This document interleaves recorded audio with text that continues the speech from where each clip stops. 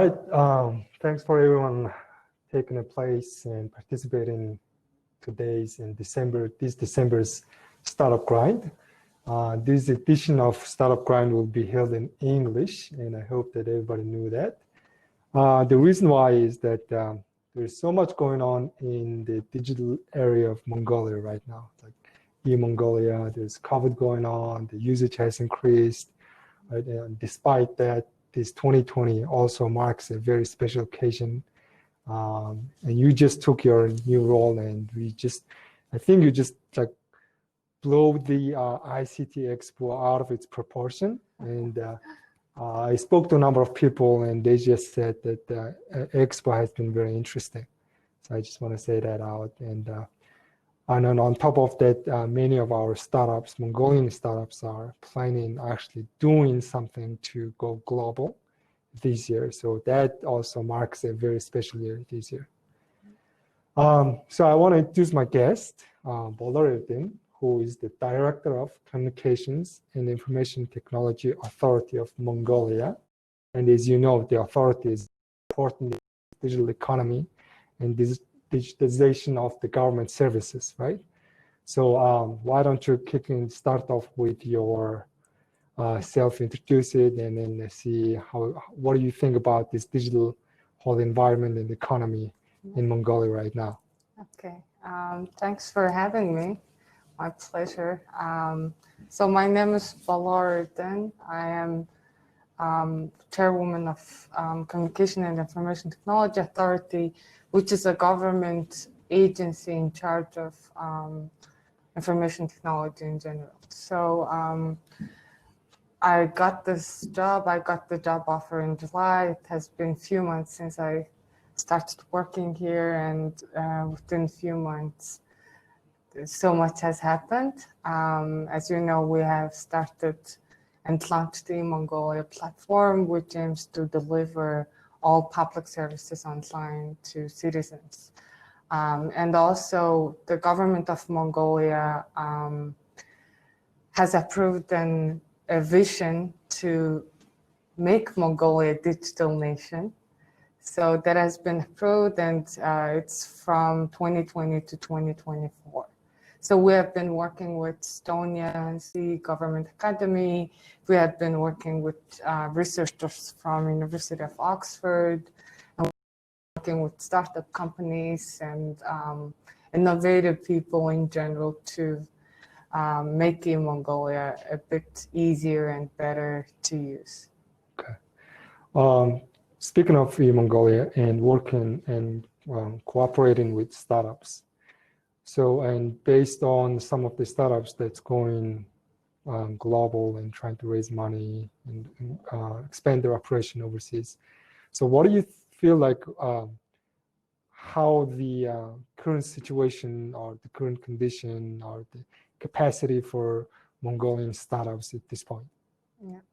So I think I've met over 120 startups since I got this job, and every time I'm very impressed with their approach and how innovative they are. So it kind of gives me hope in a way. So I have big hope for startups.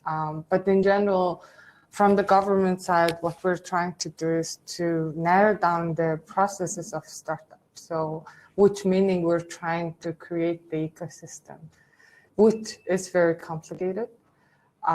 So one of the things that we are actually working on is when the startups start from the company registration, it becomes, let's say, a unicorn. What are the processes they go through from the government side? So when the government intervene their business through tax or through legal environment, we want it easier for them. And some of the things are actually didn't succeed because of the regulations, like digital signature or sandbox regulations, etc., etc. So we started working on these things. So should we remove this? Can you- So apologies to our viewers because we just had in Mongolia, we just had some outbreak of coronavirus in the country in November. We didn't have any outbreak within the country until November, which is success. For 10 months. Yeah, 10 months. And we just recently had the outbreak, so that's why I had to wear the mask. But just to be clear now, we just remove it and continue on. We had all checked. But speaking of going global and of course expanding our business for our startups is a challenge, right? And especially when we're talking about it, I think that most of the startups here in Mongolia, that we have very good IT knowledge, we have capacity, but in terms of international exposure, you said you've been helping some of the startups to connect with some press in New York Times and stuff. How does that work? So I actually, when I met startup companies, one of the things, their big dream is always to go out, go international, go big. And one of the things that I thought we could help was international media attraction, but not only startups, but as a nation, how we're trying to transition to digital economy, how we're trying to transition to Digital Mongolia. So within the Digital Mongolia mission, the main component is startups. So that's why I've been kind of creating this small teams of startups that we can work together to get some international media attraction, which just recently started. So I have about 5 companies who are not intervened with any government meeting there's no affiliation between the government. It's very important to have no conflict or whatsoever between the startups and the government. So I have about 5 companies that already launched their service, but they need help to get some international media attraction or international investors, etc. So I've been talking to New York Times, Washington Post, and some other international media to be interested in what they're doing and also connecting them. That's great. And so you're doing it on your own. You're an individual, right? So that's great. So going back to E-Mongolia, how many government services are there on E-Mongolia platform now? Mm-hmm. So we have about 181 services, and these 181 services are most demanding services by the citizens. Like, you know how it was very complicated to get a new passport or order your ID card, get a driver's license, etc., etc. So address verification. Yeah. So now you can just order them online and have it delivered to your home or work in few days. Yeah. And I remember that I received an email on eBermt. It was telling me that I have this E-Mongolia email address. Yeah. So how am I supposed to use that one? So we actually have this national email system, which we haven't launched or still working, but we didn't do any PR or announcement on that. Okay. So all the government services, your letter of confirmation, anything from the government side will send to your national email address. So it's really easy to create. You can go into E-Mongolia or eBermt and you can just create your email address, and that's just yours. So the security-wise, it's very well developed, so nobody will be able to check your email on that. So going forward, and how many more services will there be coming onto the E-Mongolia platform? So we have about 592 services that are waiting to be digitalized. So now on top of 181. Yeah. Okay. So when you think about it, the government services there are so many thousands of government services. Some services you get once in your lifetime, it's like your birth certificate or your death certificate, Right. etc. And some of the services that you don't have to get throughout your life. So it depends on what you're doing for your work, etc.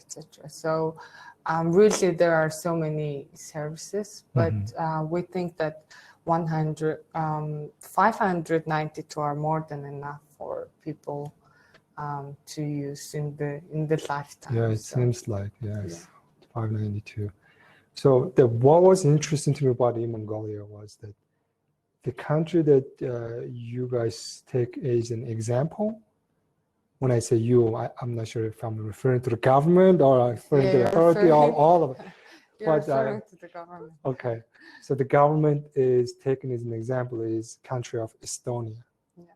And I read a little bit about Estonia. Estonia is a small country, a little over 1 million people, comparably similar to Mongolia, right? And 1/3 of the nation lives in the urban area. So it makes it also very comparable to Mongolia as well. Yeah. So what was it, the reasons that you guys take Estonia as an example? I mean, on top of what I said. Yeah. So actually, I have a story about it. I did my grad school at the University of Oxford, and after I graduated, I was working as a consultant at the UK government, and there was this international digital forum, and at that time I didn't know about anything about Estonia, but they kind of invited Estonia's representatives to present their approach within the UK government. So I was like, Estonia is a small an example, country. right? Yeah, small country. And when you compare it to the UK is much bigger, much more developed, etc. So it was, I think it was 2017. So UK government was copying Estonia's approach at the time. So when I came back to Mongolia, I brought researchers from Bill and Melinda Gates Foundation and the University of Oxford, and we did digital readiness assessment of Mongolia, and also we developed 6 strategies for the government to transition to digital economy. And then E-Mongolia was actually the first strategy that we had to do, which we delivered to the government at that time. And also my professors, they suggested that we should check out Estonia's approach. So the more we learned about Estonia's approach, actually all the Nordic countries copied. Australia, Korea, Japan, they all got the main foundation from Estonia, because Estonia was one of the first countries to establish digital nation, especially public service-wise. So what made Estonia's case so successful compared to other countries? So it's actually a very interesting story. So Estonia has snow. They have huge snow every winter, and in the 1990s, actually Estonia is one of the post-Soviet countries, and they had war, and it's a very small country. Regarding the environment, it's very similar to Mongolia. It has extreme weather, and it's like few years they had this huge snowfall, and then it was very hard for people to go to work. So they initiated this digital platform. That was the leverage for them to start the digital nation movement. And when was that? That was like in the 1990s. Wow. And the beginning of 2000s. Early. Yeah. Okay. So that was the story. And actually, when we have very similar conditions. So they had their post-Soviet, even though Mongolia is not officially post-Soviet, we had a lot of influence from Russia, and the number of population is very small, extreme weather, etc. So it was, in comparison, it was really similar for us to work with Estonia. And then last year, actually, we organized this E-Mongolia conference like last year, December 4th. So that was the first time, I wasn't part of the government, but that was the first time I kind of introduced the concept of E-Mongolia to many stakeholders, like the president, prime minister, cabinet secretary, etc., etc. So what was your role back then? Nothing.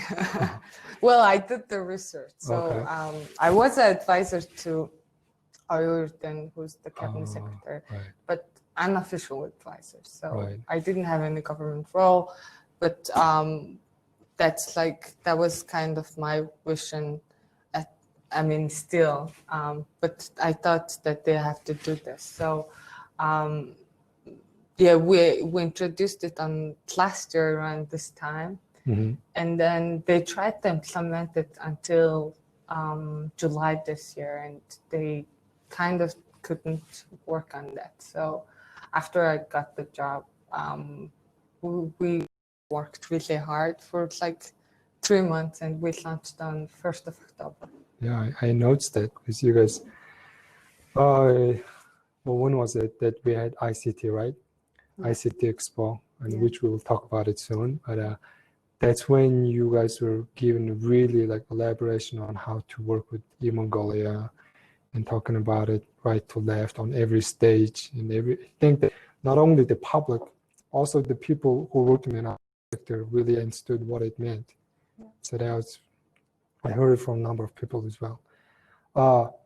But what was also very interesting to me is when we talk about Estonia and then comparably the smaller size population, and then it seems like it was, do you think that the case of having a small population is also a key to success in implementing all this? According to Estonia, yes. Because compared to, I don't know, other countries with like population of more than 50 million, it's very hard. It would be very hard anyways, but for us, it's just 3 million. So even for us who's implementing, for us to organize trainings, it's very doable. Mm-hmm. Yeah. Well, that's great, because I hope that we can be another great example of these digital services, right? So now going through the process, and I'm sure that I know it for a fact that I worked for the bank and became a digital bank, and transition from manual to digital or automated services. Always, it depends on the people and how they view that transition, right? Mm-hmm. So I'm sure that because the whole country is going through these 180 services, and the ramifications can be really devastating to some people, but for some people it might be really good. Mm-hmm. But I don't want to focus on that. I want to focus on, given the fact that we are actually going through this lockdown, Mm-hmm. how has the usage changed? Mm-hmm. And then more importantly, the digital literacy and users' experience. Mm-hmm. What's the positive things that you see so out of this 181 services? Mm-hmm. So currently we have about 320,000 users.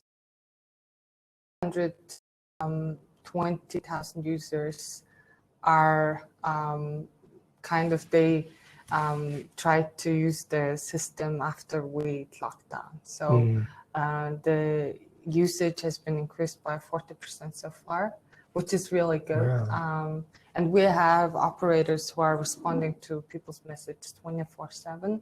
When you're referring to unique users, right? It's not repeated users. Unique users, right. yeah. So Okay. we have this identification system. So in order to deliver you the service you want, we have to identify it's you. So there are two-factor authentication in the system, and we have about 320,000 people over a little over 2 months. So I think it's a very good indicator.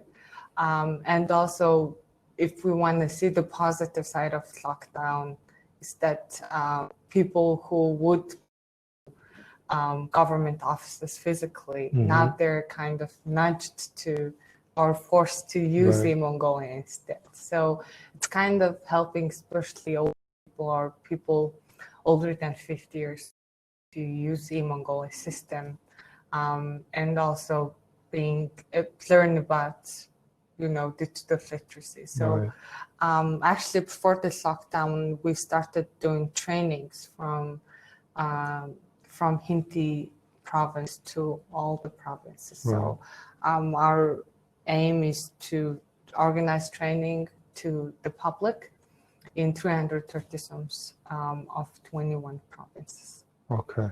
Yeah, after the lockdown. So how many percentage of those users are from the provinces?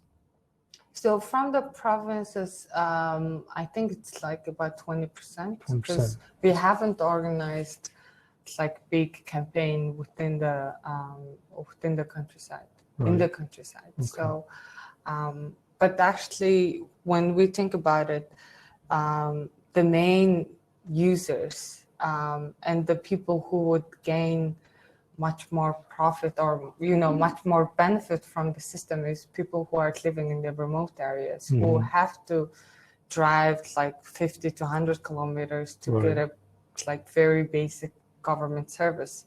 So the main purpose behind E-Mongolia is to deliver to the people who are living in the remote areas or people who are disadvantaged, etc., etc. So the way I see Mongolia is that if the person who lives further away from the Som center uses E-Mongolia, then we're kind of achieving what we're trying to do. Right, and then we can definitely see that how much literacy they are getting from all these services, right? And then of course government services is essential, and it's what other best way to actually force people to actually start using digital solutions like this one, right? So I think that also this one also opens doors for other companies, for profit, right? And in startups to start initiating different businesses, different solutions to people living in urban areas, in rural areas, right? And then that is going to kick off, like you said, the digital economy. Yeah. And in that part, you guys are doing such a big thing, right? Yeah, trying to do it. And also it increases efficiency.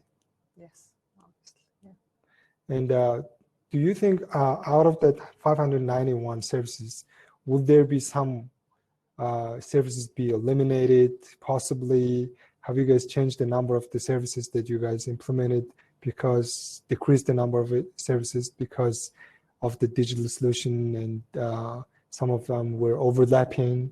Yeah. Did you go through that?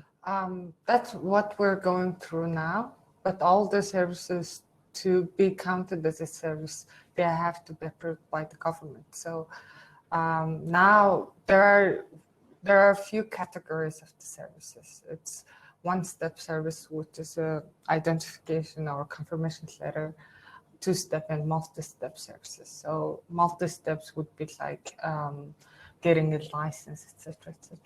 So after we digitalize public organizations and services, actually what we want to do is eliminate the services. Like confirmation letter should not be calculated counted as a service. It's just a letter, and you can just get it from E-Mongolia. So it shouldn't be charging any money, etc. So that's kind of our way of looking at it. But there are regulations and legal environments that we have to go through, which would take some time.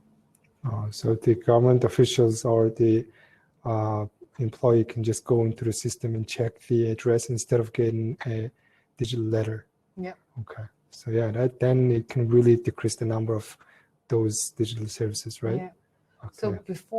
So we have a study done regarding the direct and indirect impact of E-Mongolia. So before, on average, a person would spend at least 2 hours to get any basic government service, and would spend about 5,000 tugriks. Even though the service itself is like 1,000, then you would have to grab a cab, etc., etc. So just with this 181 services, we're saving about 24 billion tugriks every year. Okay. Yeah. Well, that raises another question in my mind. Of course, when things go digital, there will be, well, I guess I don't want to call it casualties, because there will be people who might be laid off, and there has to be extra trainings to those people to employ it somewhere else, right? Yeah. So that's something that government need to probably plan to do in their next agenda, probably, right? Yeah. Is there some such plan in this action yet? So there are some processes we have to go through. First, we have to digitalize everything. And then we kind of do research on how many people we can lay off. And then it doesn't mean we're going to lay off everyone. Because, you know, the human resource market is very small. And always, whenever, even startup companies, you're always looking for qualified people. Right. So human resource itself in Mongolia is a big challenge. So I'm thinking there can be a smooth transition. So what international companies are doing when they're started using robots and other AI, etc., big data, etc., they're of course laying off people, but they're doing reskilling. So the big companies have reskilling programs. According to the research of the World Bank, I think it was research from 2018, by the year 2030, there will be 60% of layoff throughout the world because of the digitalization. So to be able to avoid all the employment, you then have to do reskilling. Right. So I think the government of Mongolia will have to do the same.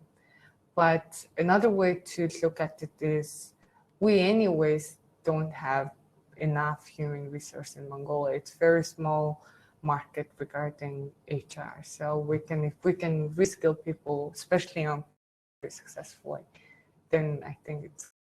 Yeah, but based on what you're saying, what I noticed is that during this lockdown, there are a lot of people who were driving as a taxi.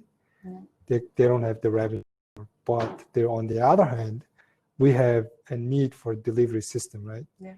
They can be like the Uber driver or the Grab driver for the local ride-hailing service or UB Cab. They would actually recruit them as a driver for a delivery system, right? Yeah. So since we work with a number of startups as a venture builder, we have a number of delivery systems along the pipe. So I'm sure that it's going to give them extra resources and drivers for them to recruit as a delivery drivers. So with some stuff, transitions like this gonna really change the way we look at our digital economy, I think. Yes. Actually, yeah, that's the kind of positive side to look at the COVID. And also I can see some investors who are more traditional investors are kind of going towards digital businesses or startups. So I think it's a good thing. And one of the things that now even the government and the people understand is that we need very good delivery service. Right. In each sector, actually, in right? each sector. Yeah. I just had a pitch yesterday for one of these corporate we had a training for. What was it? That we always focus on distribution line. And when we think about delivery system, we think about delivering food, right? But what we need is a simple delivery system for transporting some such as like small things such as key, right? When I transport something like flowers. So those things that we don't really notice and we don't think that's necessary to actually deliver it. And when we didn't have the lockdown, we just did it ourselves. It seems like the delivery system is a huge net of digital business that we have. So it seems like there's a lot of resources we're gonna need. But going back to the digital economy, we're gonna bring also foreign or say the multinational or unicorn companies to Mongolia. And then I think that E-Mongolia, digital literacy, and on top of that, I think we got a lot of data being accumulated. Yeah. And that can be very useful for foreign companies to step in and then increase the competition in here, right? Yeah. So the way I would pitch to investors is actually geopolitics. So even though Mongolia is sandwiched between Russia and China, it's a neutral zone. So if you want to start your company in Russia, it's very complicated. Right. If you want to start your company in China, it's even more complicated. But just locating your, I don't know, your branch in Mongolia, it's a very neutral zone that's accessible to Central Asia, Russia, China, South Asia, etc., etc. And regarding the tax environment, it's actually very friendly, and people who are living in Ulaanbaatar city, it's like you can communicate English all the time. So it's, I think, it's like the beginners of startup companies who would move to Mongolia, they would have the bigger opportunities. And I think I really would say that startup companies who are based in, I don't know, Singapore or Hong Kong or in Silicon Valley, they should look beyond and discover opportunities, because startup is all about discovering new opportunities or creating new opportunities. So that's what I would say to investors or startup companies outside of Mongolia. Right. So I think it's for my next question, I think you're the best person to ask, because when you work for World Bank, you traveled and you worked as an advisor to many different countries, right? Yeah. So comparing the business environment, such as the laws and infrastructure and all that, how is the big business environment compared to those countries that you worked in? So I worked in about 10 countries with World Bank, Asian Development Bank, UN, and other organizations. Of course, every country had their perks, advantages, and disadvantages. For example, it's like when I was living in Sydney. Sydney has a nice weather and it's a nice ecosystem, but the competition is really, really high. It's really hard for small startups to survive. China, for example, it's not very friendly for international startups, and it's very complicated system. Russia, on the other hand, the security is too tight, so you wouldn't have as much freedom as you would have in Mongolia. So really, I think it's like digital businesses. For digital businesses, I think Mongolia is a great opportunity, and it's very unseen opportunity, I would say. And also, I talked to Facebook and other multinational corporations about creating their data center in Mongolia, because it's a neutral zone. So I really wish that international investors or startup companies see Mongolia as an opportunity. And now, from the government side, what we're trying to do is that we're trying to create a legal environment that's friendlier for foreign companies or foreign investors. So actually, we created this current system because of mining. So mining has big margin, it's big businesses usually. So we had this requirement for foreign companies to register, they have to pay $100,000 US. So startups, I understand it's very hard. So actually one of the laws that we're working on is to change this criteria. Right, okay, so decreasing it would help. Yeah. Right, okay. I know exactly that what kind of hurdles that is for startups, since we work with many of them, right? Especially for early startups, it's tough challenge. In terms of Mongolia, comparing Mongolia business environment with other countries, how are the Mongolian culture compared to other culture? Are we open to, in your mind?